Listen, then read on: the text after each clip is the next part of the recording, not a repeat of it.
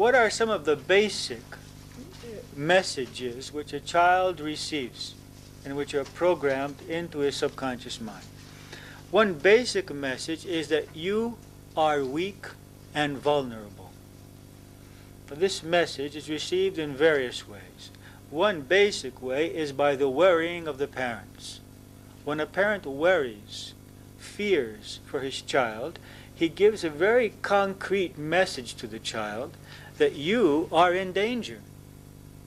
That's the only message that the child can receive. When I fear, when I worry, when I have anxiety about my child, it means I doubt he is safe. I give him the message, you are in danger, there is danger for you, and I doubt your ability to cope with that danger. That's the message, a very distinct message. Now, when we're continually worrying about the health of the child, then we give them a very direct message, your health is in danger. Your body is not resistant to illness. You have to protect yourself from illness by wearing a lot of clothing or watching various aspects of your life. This brings to attention some recent employment of another way of thinking in Japan and also in America, where young children spend the whole winter without wearing anything more than a t-shirt or just with no shirt whatsoever and play in the snow. And in fact, on CNN it was shown a few weeks ago, and these children never get ill or get ill much less frequently than the children that are well dressed. I mean, it was an incredible image to see these children playing in the snow with just shorts, no shirt, no long pants, and other children in the next lot bundled up in about 3 or 4 sweaters and jackets. And what is the message that that child who is not wearing clothing getting? That I have strength, that there is a vitality, that there is a power within my body, both a heat power but also a power against illness, and that I do not need external forms of protection from the illness. So the one very direct message we get from our parents and from the whole social system as children is that we are vulnerable. We are weak and vulnerable, especially to illness. And if we had a parent who was ill frequently, then this message is increased, it's strengthened. And if we were ill frequently, then again this message is intensified.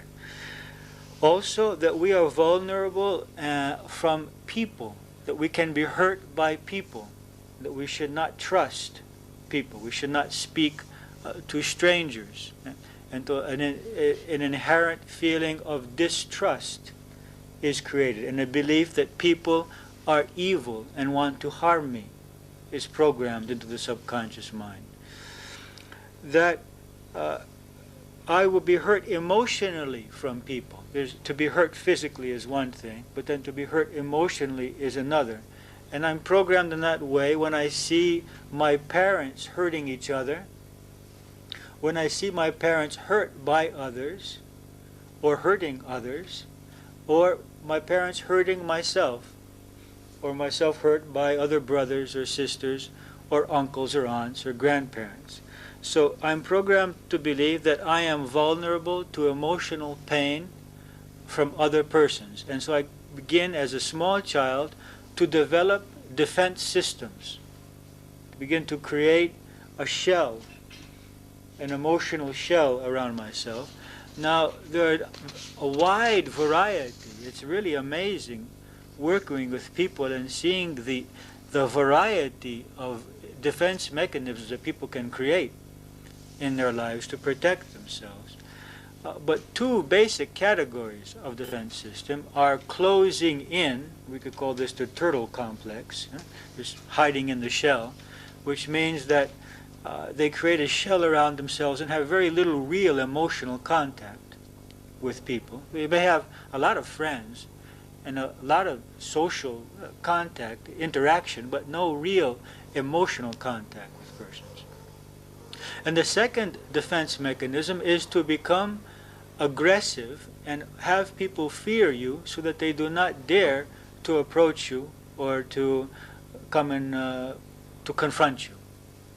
So the one way is hiding. These are two basic mechanisms of nature itself, of hiding, of closing in, or of creating an antagonistic, an offensive energy field around ourselves by being somewhat aggressive, which causes people to stay away. The second basic message which we receive in our childhood years is that we do not know. We do not know what is best for us. We are not intelligent enough. We don't have the knowledge within ourselves to live our lives. This is programmed into us when we are told that we don't know what to eat, or how much to eat, or when to eat.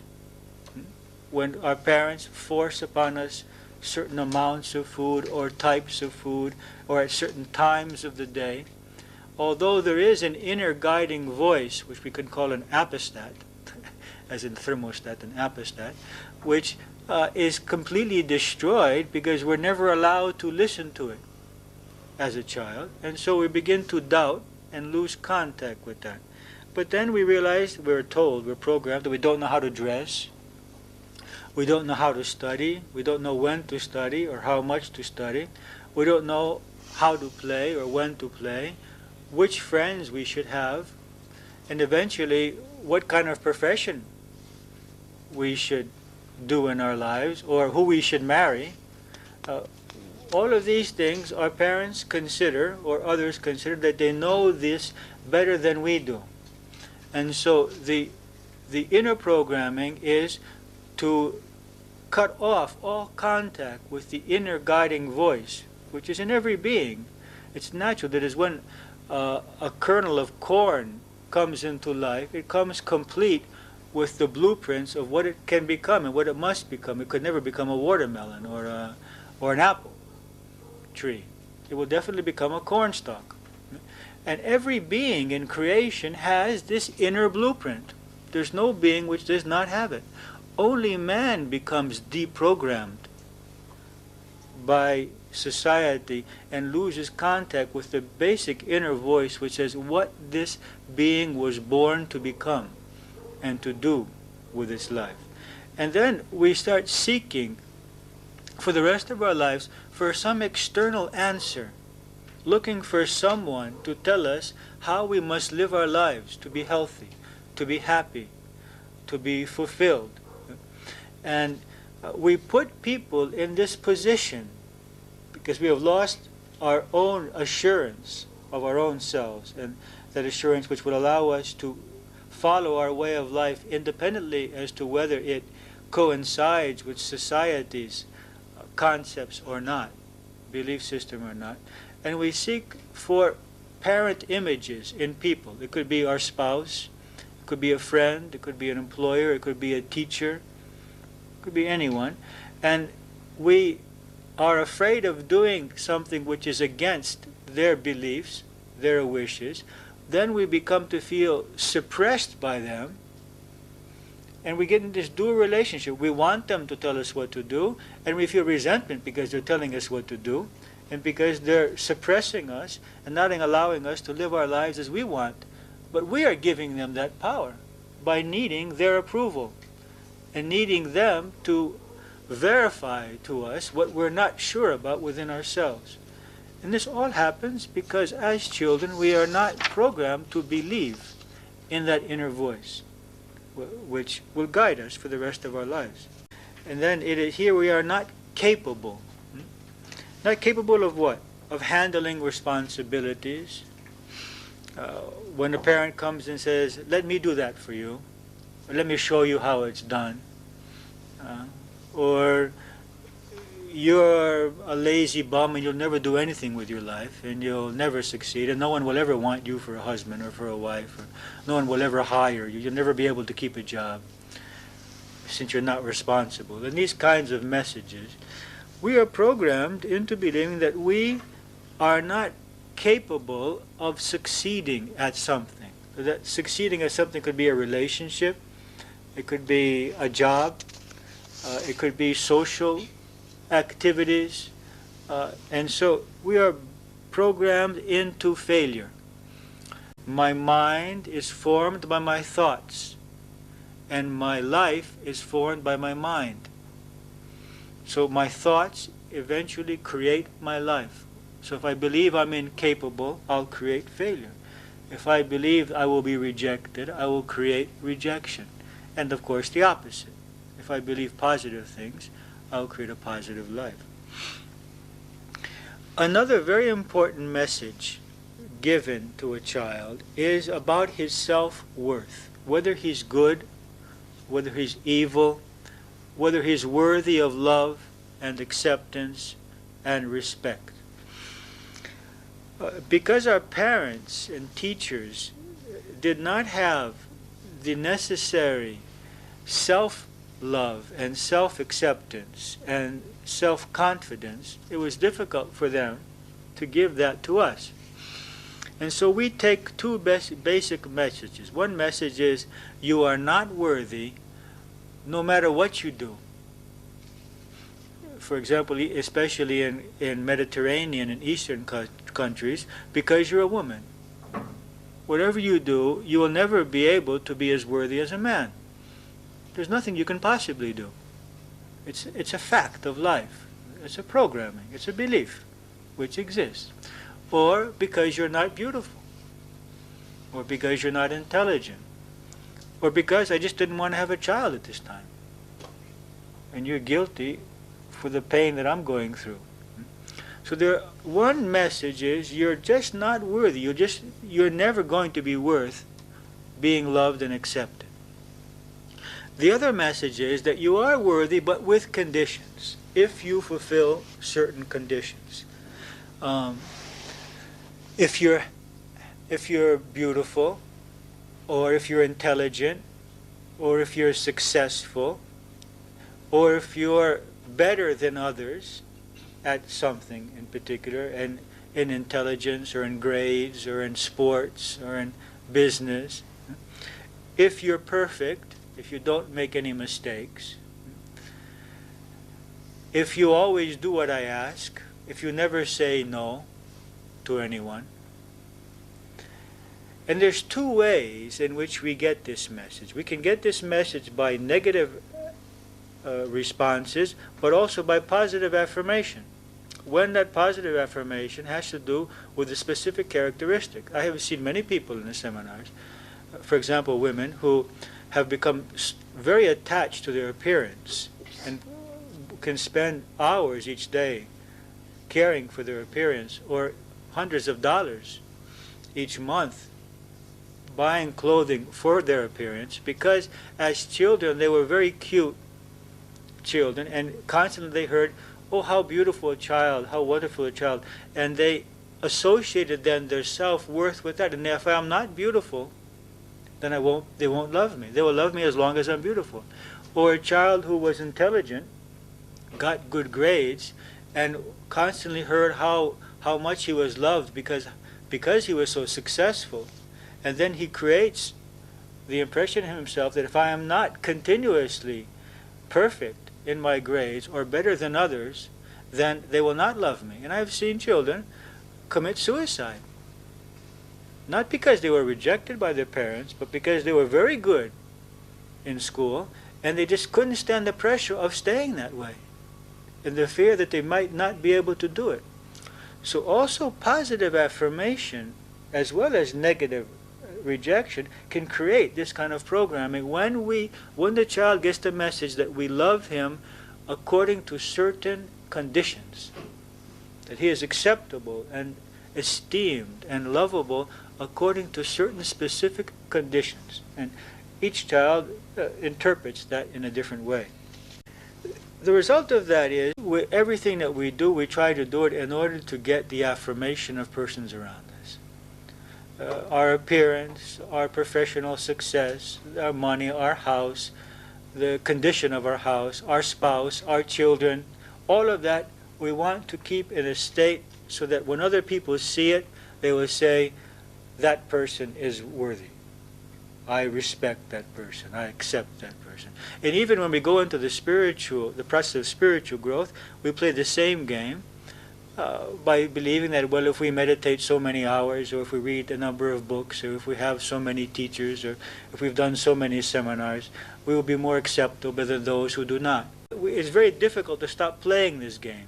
It's played in every aspect of life. It is the game of self-worth, the game of self-affirmation, all because a certain amount of doubt was created, and we put everyone then in the position of our teacher, of our parents, and are seeking their approval.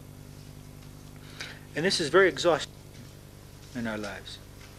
Another message which is passed into the mind of the child is that you are to blame for my reality. It is, you make me sick, I'm ill because of you, I'm unhappy because of you, I'm angry because of you. You are to blame for my anger, for my hurt, for my pain, for my illness, and even some parents for my death. And the children believe it. And they grow up having a feeling of guilt for the parent's death, or for the parent's unhappiness, and sometimes even for the parent's divorce. And sometimes when parents want a divorce and they don't get it, you're responsible for the fact that I had to stay with your father so many years. And now you owe me, because I didn't want to stay. You see? And all of these messages are passed into the mind of the child, and he gradually develops a sense of responsibility for the reality of other persons. Many times, as we do analysis in the self-knowledge seminar, we find that the root of a very, very basic problem is this belief, that is, we cannot be happy when other people are not well, and we get into a vicious circle with them, a negative relationship with them, trying to force them to be well, force them to be happy, because we cannot relax, because we are responsible in our mind for their reality and for their happiness. A woman is programmed that she's responsible for her husband's satisfaction and happiness, and if he's not happy, then she's not a good wife. And so she cannot stand seeing him not happy. She cannot give him the space and allow him to take the responsibility for his happiness. A parent cannot see his child unhappy, because I am the creator of that child. I am the creator of his reality, and tries to force the child to do what the parent believes the child must do to become happy, which may be true, may be correct, and may not be correct. But this need for you to be happy in order for me to be at peace with myself is an egotistical need. It's not only love. There may be love there also, probably is love there also, but there is also need. I cannot be at peace because I am a failure in my responsibility to create your happiness or your health or your success. And this is exactly the belief which causes many parents to destroy their relationship with their children in adolescence. Because in adolescence, the child very necessarily is going to go through a period of disturbance and a period of trying to find his own ego, his own personality. And if the parent can't dissociate himself from the sense of responsibility for the creation of the reality of that soul, then he's going to come in conflict with that soul and not allow the soul to go through the various stages he has to go through in order to find himself. So it's a belief which, even though on one hand seems to be something related to love, that is, I care very much for the other person, in reality it's actually egotistical. It's based on the belief that I can create the reality of the other person.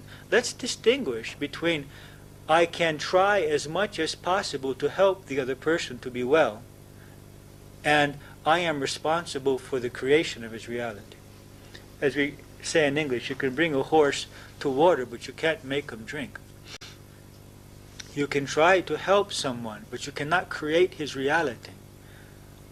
At least that's my belief. I've been trying 25 years to find ways to create people's realities because I want to see people happy.